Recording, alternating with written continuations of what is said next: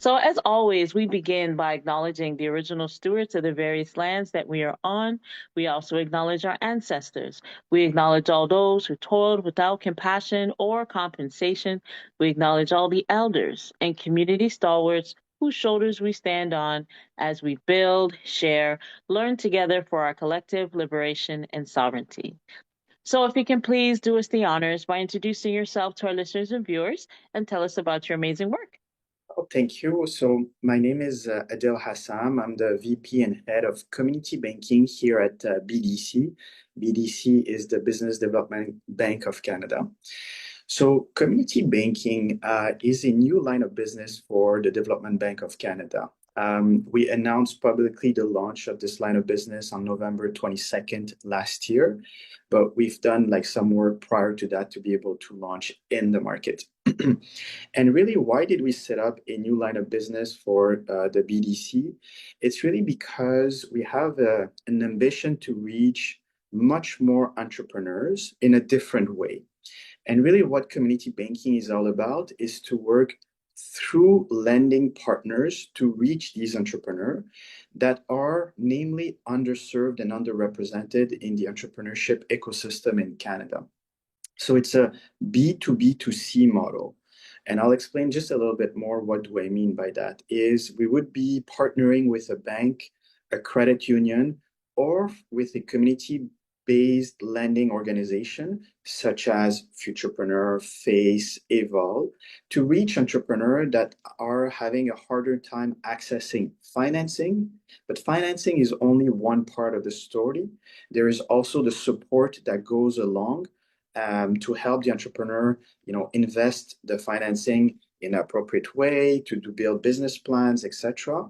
And these two things together have proven to be a success story for entrepreneurs to be successful in their venture. So community banking in a nutshell is a partnership model between BDC bringing the best of itself, being financing, capital, and support, to a partner, and the partner will have the relationship with the entrepreneur, the proximity, the advice, the trust, for example, BDC will not be able to reach very remote rural entrepreneur, indigenous and whatnot across Canada. So by partnering with partners, we can reach more entrepreneurs together. Wow, that's really, really good. And it's very important too how you connect those all together. We thank you for your service for sure. So tell me, like, what inspires you about the work that you do? So I'll tell you a little bit of a personal story, and I will tell you why I joined BDC in this role. So if you go back 30 years ago, my mother had the ambition to go to Cuba. And to go to Cuba, she had to buy a bathing suit. But back in the days, you didn't have a specialty retail store to buy a bathing suit where you can have advice on does it fit you, does it not fit you. You're basically buying a bathing suit in the Bay Eaton Center next to pots and pans with zero support to give you advice on your bathing suit. You only had Aldo that had the great idea to sell only shoes in a retail store. And seeing that, my mom, who's an immigrant from Madagascar here in Canada, she thought about launching a business for bathing suit. And she had the great idea to call it Bikini Village. So with my dad, they knocked at the door of banks and credit unions to get access to financing. And everybody said no, even though the idea was pretty good if you ask me. And so what ended up happening is we had to forego some equity in the company because we received financing from a white Quebecer family to launch Bikini Village. So this stayed with me all through these years. And when I had the opportunity to join BDC to make a difference, providing access to financing to these newcomers, Black, Indigenous, women, rural, language minority, LGBTQ plus entrepreneurs, it really came back to my youth. And so that really drives me about my current work is the ability to make a difference in Canada to support the entrepreneurship ecosystem for those who are as deserving as other groups to get access to financing and support. where you are a very beneficial ally for, the entrepreneur. Like you use your parents as a prime example, and that's exactly what we need. Somebody who's in our corner, who's, we're just the mom and pops and, young people coming up and they're like, yo, I don't want to be in a job. I want to do for myself. I want to have my own business, but where's the support? Where's the help? So this is so needed. Awesome. So now on the flip side, what are some of the challenges or barriers you face in your work and how have you overcome them or in the process of overcoming them? That is a very good question, and I'll break that question into sub-blocks. Some challenges, well, there are some internally here that I'm facing in the sense that launching a new line of business is not easy for a financial organization that's been in operation for 80 years. You have standard processes, you have technology, you have like operating like business lines and whatnot. And to be, sorry to say, the new kid on the block in the organization to set all this up takes a lot of effort, a lot of convincing, a lot of work to build everything from scratch. So I feel myself like an entrepreneur within BDC to set this up. So there is some mentality to change and some processes to build, some product sets to build, etc., etc. And when you think about it, the work we do is really as my CEO, Isabelle Hudon would say, is the D in BDC. So it's really the development bank aspect of BDC. And why I'm quoting this is, well, naturally, the type of clientele we are trying to help are by nature perceived as more risky, perceived as, needing additional help to succeed and whatnot. And therefore, say the profitability of this line of business will not be as high or as prevalent as other ones because we have a development bank aspect to it. And for those of you who have studied development bank, we call it looking at it on a more long-term profitability with economic KPIs, with a triple bottom line approach, economic, social, governance, ESG approach. So we have to look at things differently at BDC to be able to support community banking within BDC. So my internal challenge is really get a different perspective for my colleagues to support this. So that's the internal challenge.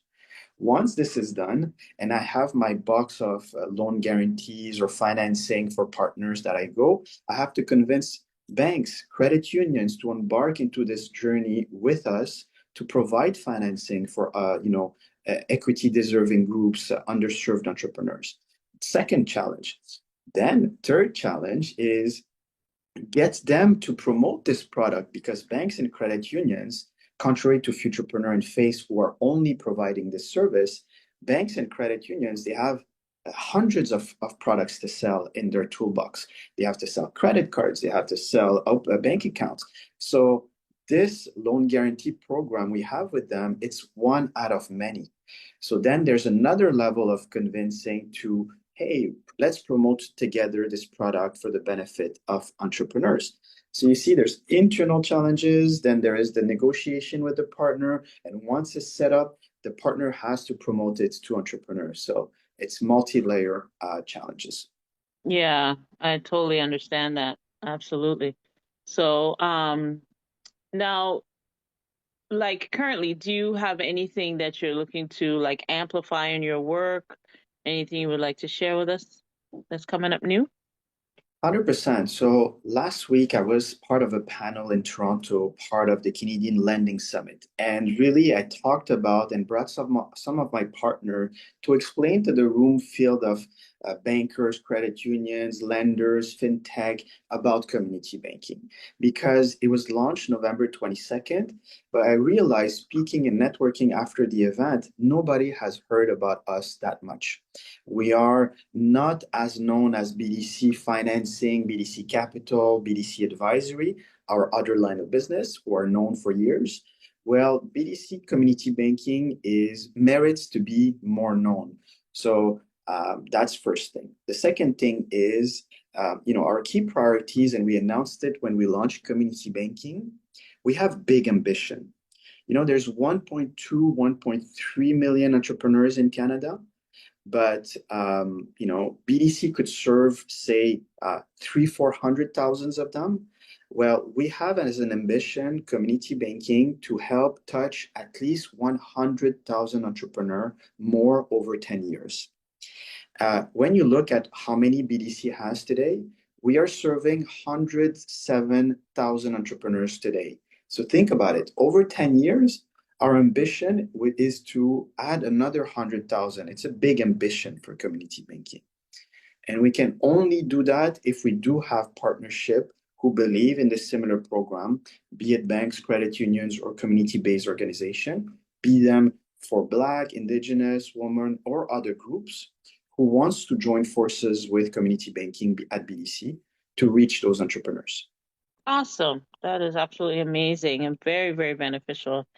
Um, so let me ask you, like, as far as in your line, in your field, how do you feel of the future of it? Like we normally say social impact, and you're definitely doing that. So how do you see social impact coming up in the future? Social impact. I think that it's a very complex field, if you ask me. If you look at the bottom of the frontier, some of these concepts have been challenged recently, the whole DNI, headwinds and whatnot.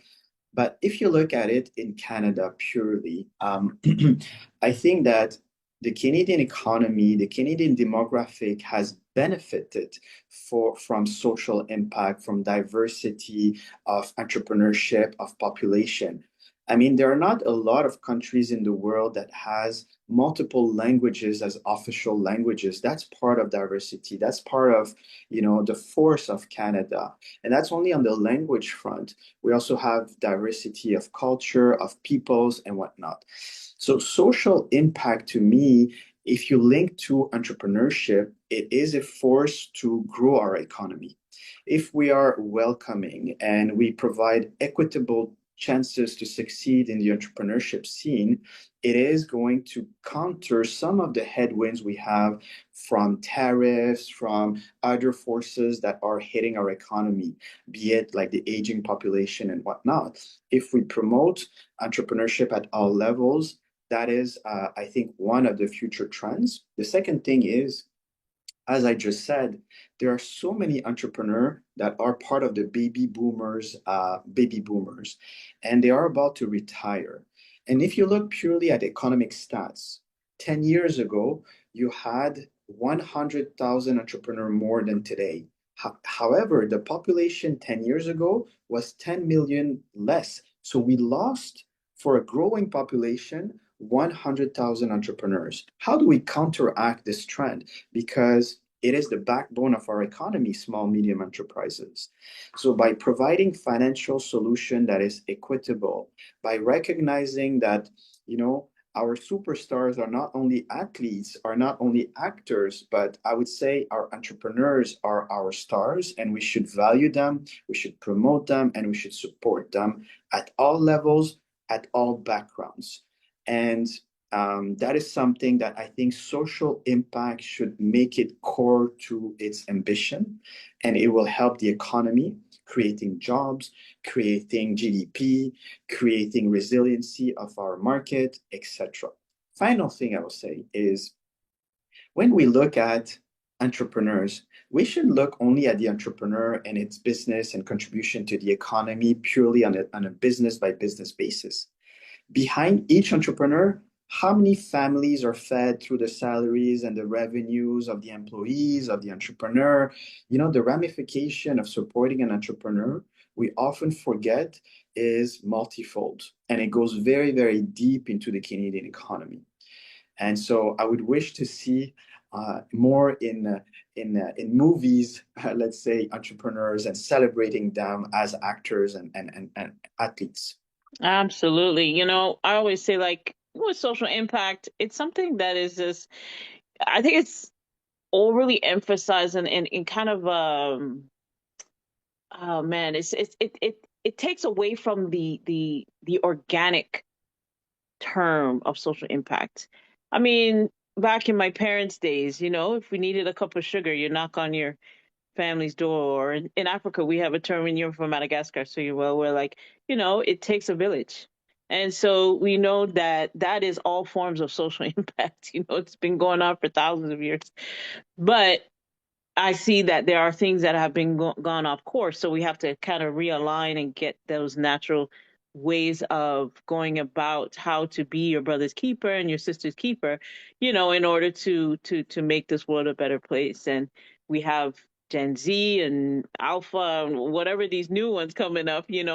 So they're asking the questions like, what bags are you leaving? Is it a bag of bricks or a bag of cash? Like, what are you leaving for us to have to carry on as we continue this thing called life? So, it all comes together nicely when you put positive impact into it, for sure. 100%. That's awesome. All right. So this is great. So if I was to ask you, like, what does success look like to you, what would you say? So I think that if you will find it maybe funny, or you might have heard it in the past, I don't know, but success would be that we don't need a community banking division at BDC. So, I would love to close shop one day and say we don't need that anymore. But chances are, and life being what it is, it's hard to have a purely fair society, purely based on meritocratic ideals. So I don't know if that will, happen one day, or maybe those topics might change from, this inequality to another. But yes, I don't want to be utopian, but success would be to have less of a need to have such program in the future, such as community banking that has to reestablish equal chances purely based on merit. So that's one thing. But more on a realistic like basis, if we reach the ambition to reach 100,000 entrepreneur over 10 years through, say, 80 partners, that are our public ambition for community banking. The second thing I would say is we spoke about a lot of the underserved group, be it ethnical backgrounds or cultural and peoples, but there is also on a purely basis, if you look at Canada, there's no microfinancing platform and program like any other development bank in the world that have such a program to really support those entrepreneurs that needs their first inlay of cash, outlay of in receiving that money to set up. Why? Because the first $25,000 you receive is your most important one, but it's the most risky one for lenders. So the other success factor is how can we further promote alongside a futurepreneur that does it? But futurepreneur does it for youth up to 39 years old. So can we complement that program for other groups of clientele who are older, who wants to set up a new venture and whatnot? So that is something that is in the back of my mind a lot. The other thing I would say is if you scan Canada and you look at the different programs, it's not completely filled. I'll give you an example. And maybe it's my ignorance. I don't know about those programs, but I've looked quite a lot in the last 18 months I'm in the role. And while there is, woman financing program out in the West, in Atlantic, in Ontario, it's less covered. When I looked at some of the other groups that are doing like LGBTQ plus, or I look at language minority, what are the programs that are helping these entrepreneurs get access to financing? I will tell you one example. I went to Alberta, and in Alberta, you have a big population of French-speaking entrepreneurs. Well, it is a bit harder to get access to financing when you're, a French speaker in an English speaking province. So how, I'm just saying that success is to have the ability to cover Canada from coast to coast to coast and have like programs that help all the groups that are, say, underserved and have a harder time accessing to financing, in a nutshell. Definitely, hear you well, hear you well. Well, Hassam, this has been so informative, and we appreciate all the work that you put into making that positive impact for community and for entrepreneurs who are just trying to get go in and, just to make a decent life for themselves and their family. We thank you so much for what you do. And my last question for you is just your closing thoughts and calls to actions at this time. Yeah, so I will just encourage everybody to, do a bit of research, go on our website, look up community banking, get like informed. And if you want to have like additional chat about the topic, feel free. I'm on LinkedIn and whatnot. So happy to discuss inclusive financing, community-based or community-based financing, microfinancing. All these topics are very dear to my heart and love to discuss and have some think tank discussion with people. And finally, let's continue to promote a meritocratic, economic environment across Canada. Resist trends that are coming and headwinds which are coming from south of the border and others and in the news. We have to value Canadian values. And I think that makes our strength, and we shouldn't back down based on pressures from other places. So because it is what constitutes really our strength here in Canada. Absolutely. Well, we thank you once again, and we will close the way that we began by acknowledging the original stewards of the various lands we are on. We also acknowledge our ancestors. We acknowledge all those who toiled without compassion or compensation. We acknowledge all the elders and community stalwarts whose shoulders we stand on as we build, share, learn together for our collective liberation and sovereignty. So, Sam, once again, we thank you, and I'm sure we'll definitely be collaborating again in the near future. So, you have a wonderful day. Thank you very much. Okay, take care.